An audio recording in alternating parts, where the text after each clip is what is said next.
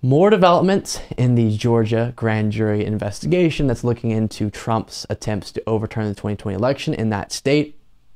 Of course, the now notorious phone call where he asks for 11,780 votes. Just find them for me. Come on.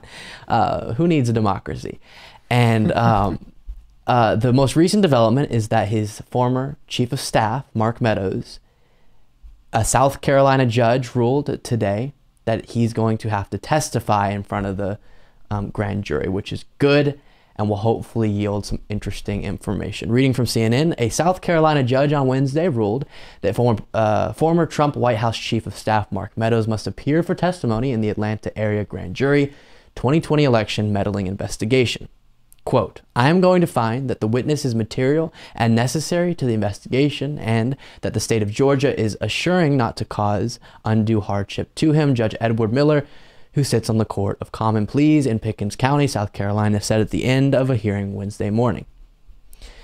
So as far as staff members or former staff members go around a president, the chief of staff is probably one of the people who knew the absolute most about what was going on day to day. And so I do think, as the judge also agrees, that Mark Meadows is a person that actually has to go in front of the grand jury because he could have crucial information to this investigation. And I want to remind you, one of the clips we played when we went over a recent January 6th Select Committee hearing, what kind of is the climax of all of this, what this investigation is kind of looking into, and the best example of this being manifested in Trump's actions that at least we were privy to. And of course, it is that phone call where he's pressuring Secretary of State Brad Raffensperger to find 11,780 votes. But to be clear, this isn't all of it. There was many attempts by people around Trump to specifically meddle in the Georgia election, but this is kind of the most obvious and overt attempt by Trump. And again, they played this during a January 6th Select Committee hearing. Let me just get you pulled up for everyone to watch and listen to.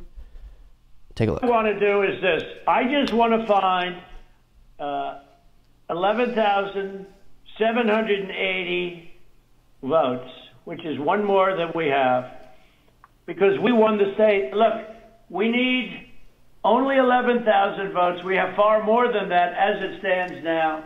We'll have more and more. So what are we going to do here, folks? I only need 11,000 votes. Fellas, I need 11,000 votes. Give me a break. It's like a mob boss.